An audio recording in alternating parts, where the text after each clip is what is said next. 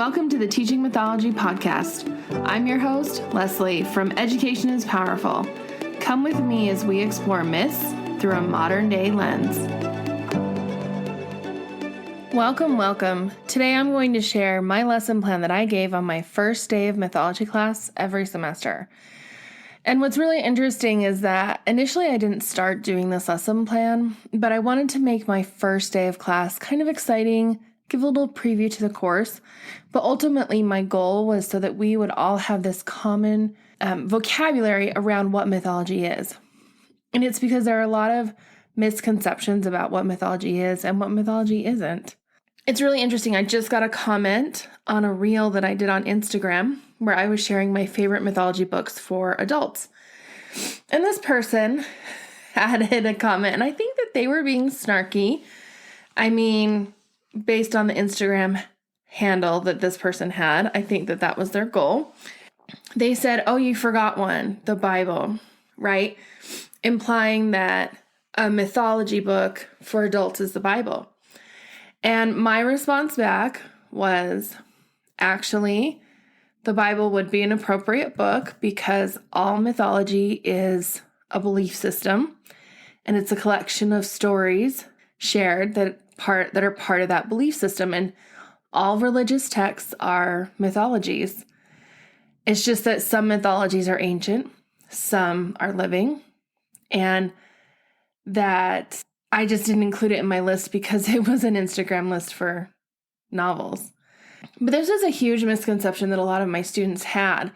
When they heard the word myth, they immediately thought untrue, false.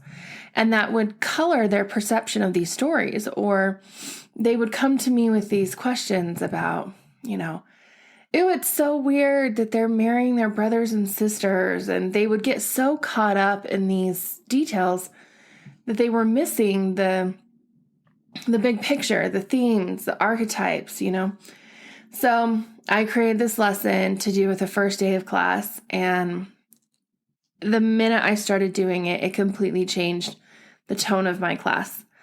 So I recommend if you're going to start a unit or a class on mythology, that you start by defining what mythology is.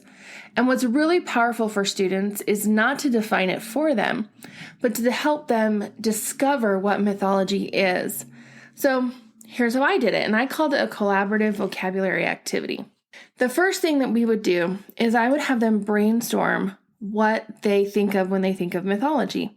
Kids would come to class with so many different perceptions of what mythology is and what it isn't. And I had to really navigate that because I had some kids who would come to class who loved mythology. They had read every Percy Jackson. They had, played all these games about mythology. They researched wiki articles about mythology. So that was the one set of kid that I had. And then I had this other set, because it does count as English credit in my state, that they would come just trying to take senior English, and they didn't want to take regular senior English. They wanted to take mythology. That sounded easier, more fun, but probably easier, let's be honest. So I would have them start by writing a definition. What do they think a myth is? And give me some examples. Then I would partner them. Sometimes I'd partner them. Sometimes I'd put them in groups of 3 or 4. Sometimes we would do this whole class. But the next stage of the lesson was to give them some examples of myths. And we would read a creation story. We would read the myth of Orion. We would read a summary of Hercules. And we would read The Boy Who Cried Wolf. These 4 stories kind of are archetypal mythology stories that I started with. As they would listen to or read these stories, they would write down what elements of that story they think make it a myth.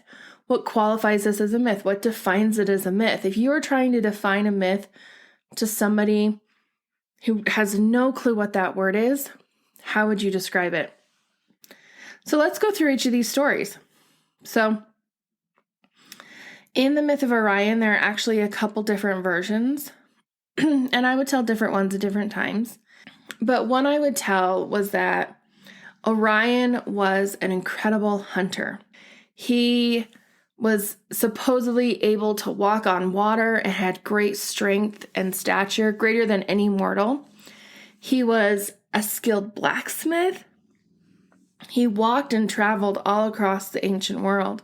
But at one point in time in his life, he lived with Artemis, who is the goddess of the hunt, right? She's the goddess of the moon, and she has her huntresses who would hunt with her every night.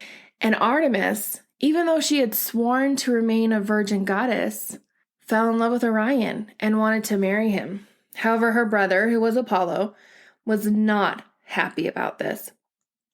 And so one day, he saw Orion swimming in the ocean, and he could see just his head above water. And Apollo knew that this was his chance to get rid of Orion. So he said to his sister Artemis, "I bet you can't hit that speck in the ocean." And Artemis, who is the greatest huntress, right? She says, "Of course I can." And she aimed her bow and arrow, and she hit her mark, and she killed Orion. And because of this, she was so mournful and in deep despair about this. She went to Zeus and begged Zeus to make Orion immortal. And so Zeus put Orion into the stars so that he could spend all of his nights with Artemis. So there's our first myth.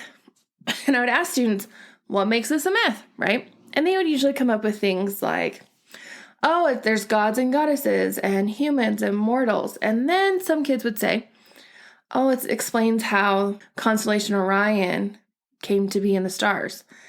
And some would catch on that there's a lesson or a moral that we should learn from the myth of Orion.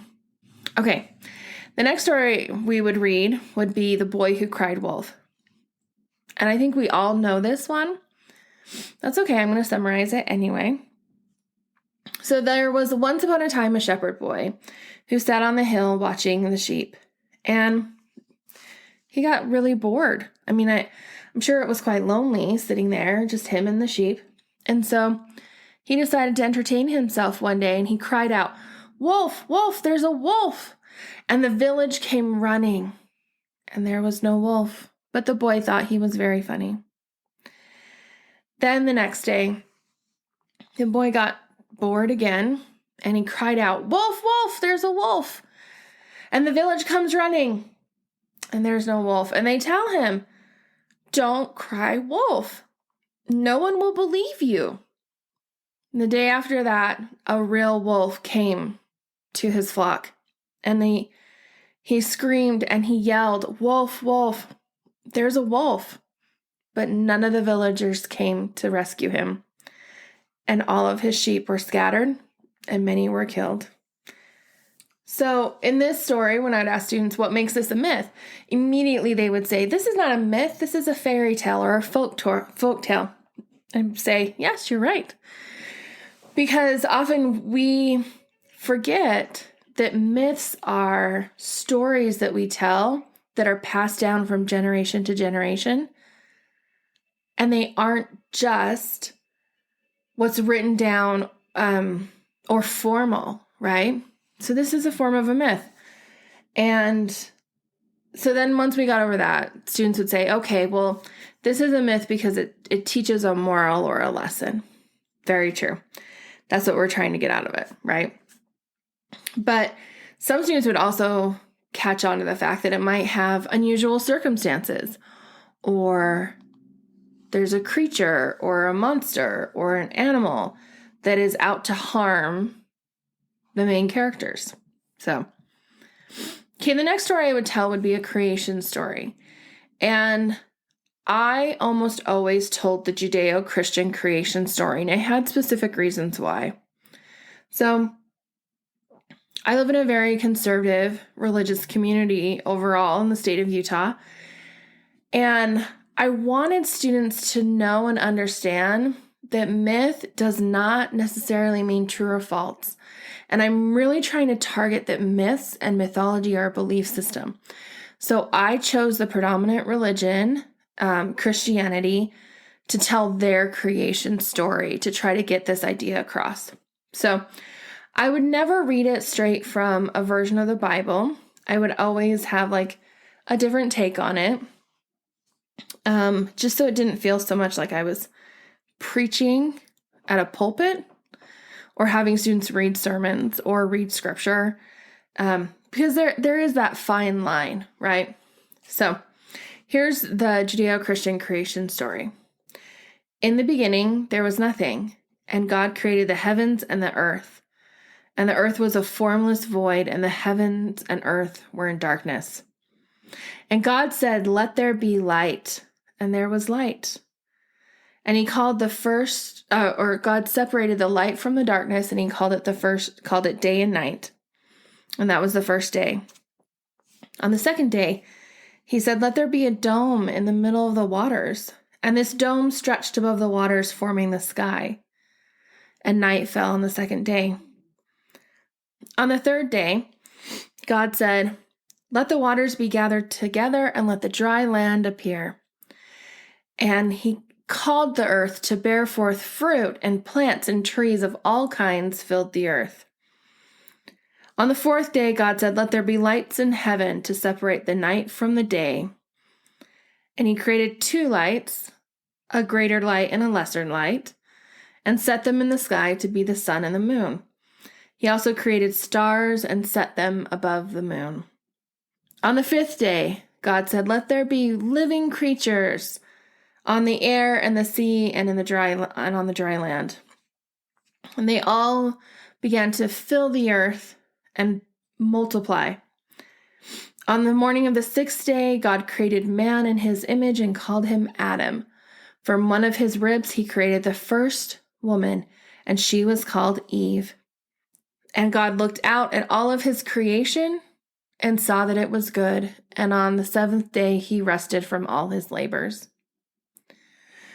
Now, when I would ask students what makes this a myth, they were usually hesitant at first. And they would say, okay, well, it's a story about God. It's a story about how humans were created. It explains how things happened in earth, right?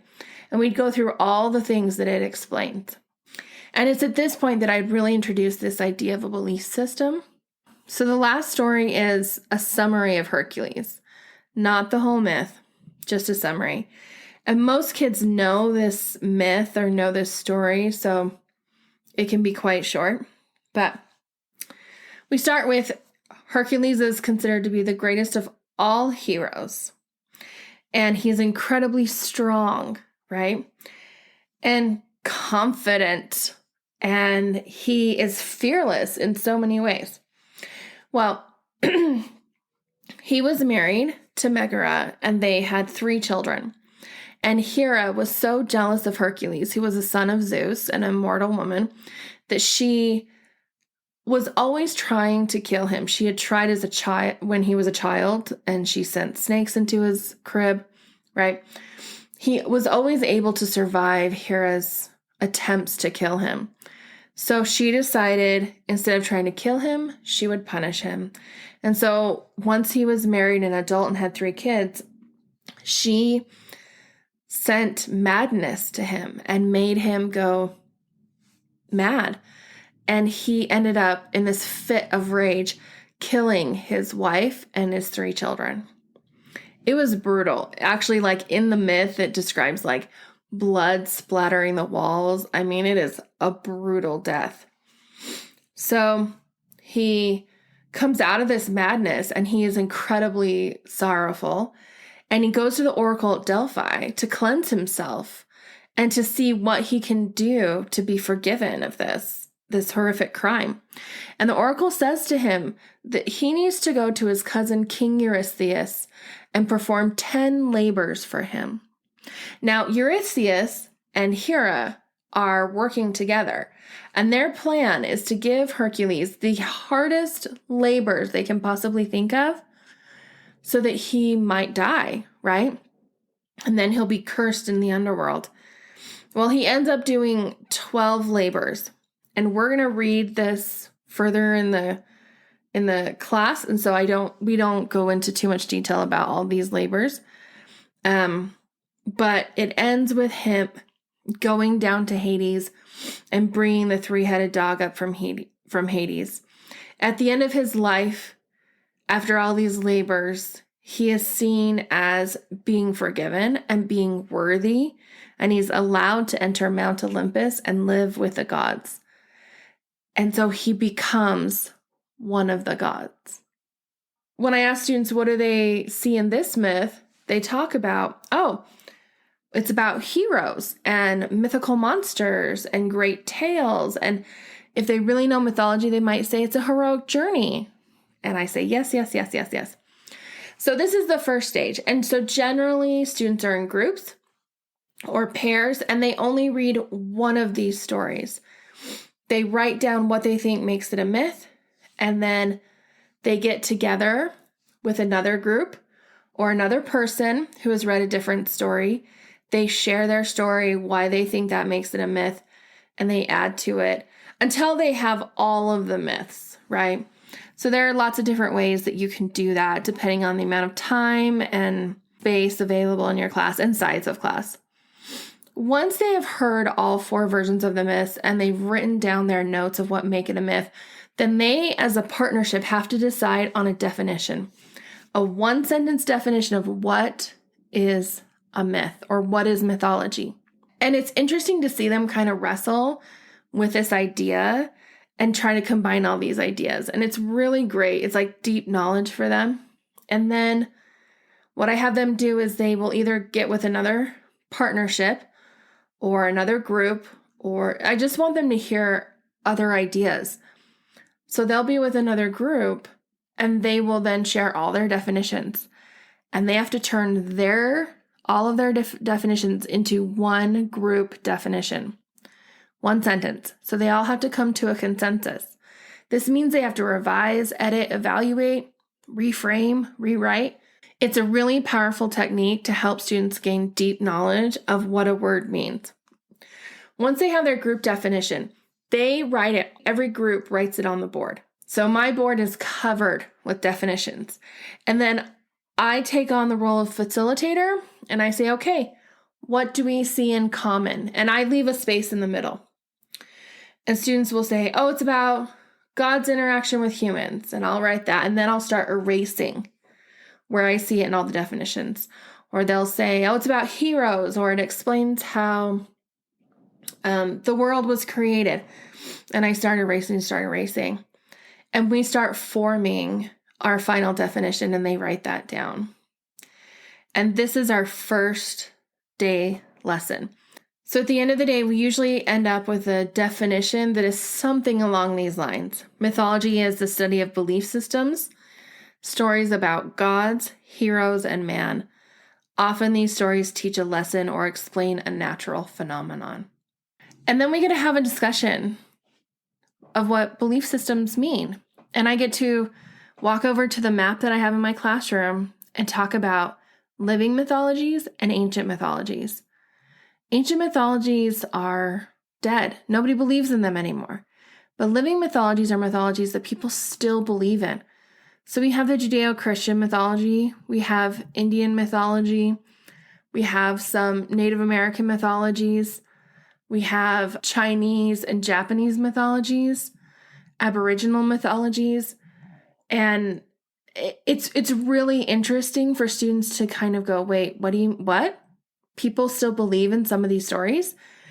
And because I live in a predominantly Christian group, if somebody says, that's just weird, why would anybody believe in that? I will say, why does anybody believe that a man walked on water? And they kind of stop and they look at me and I'm like, yeah, living mythology. And then I get to do my little soapbox moment where I talk about the fact that we are not here to judge mythology. We're not here to judge whether it's right or wrong, true or false. That's not what we're here to do. These are just belief systems that tell us a lot about cultures and ancient societies, and we can learn from them. They have archetypes and themes, and these stories were told as an oral tradition for generations upon generations, passed down from parents to children to grandchildren. I picture them gathering around fires and tables and big meeting halls, telling these stories and telling these myths and gatherings. And then eventually someday, somebody wrote down the myth. And that's why we have it to this day. And that's powerful. There must be something really powerful and deep for something to endure so long and have such an impact on society. And that's what we're here to do. We're here to learn from them. We're not here to judge them. I'm not here to say whether it's true or false. We're not going to be treating myth like a myth buster, right? Mythology is a study of belief systems, stories about God's heroes and man, and they're often used to teach a lesson or to explain a natural phenomenon. And that's what we're here for. So I loved this because it really helped my class to start off on the right foot. I got kids talking to each other the first day. And then, of course, I did all the teacher things where I taught them how to work in partners and I taught them how to turn their desks to get into groups. And I got to teach kind of procedures, and they got to see a lot of my personality. And ultimately what they learned was that my mythology class was a class of discussion. And it was one where we all had ideas and they were all valid and we could all share them. And that was a good thing. I also liked that we did it because it mirrored the oral tradition of mythology. I hope you like it. I hope you try it out in your classrooms. I've written a detailed blog post about this that I will link to in my show notes so that you can go straight to the blog if you want and read through it step by step. I've also done a lesson plan that you can get over at Teachers by Teachers if you don't want to recreate this yourself and you want the handouts and the myths. I hope you enjoy. Next week, we're going to start with the Greek creation story. And I'm going to share my experience of being evaluated while teaching this lesson and having to explain how Kronos cut off Uranus's penis and it fell into the ocean. It was good fun. Thanks for joining me today on Teaching Mythology. Don't forget to rate, review, and subscribe, and I'll see you next time.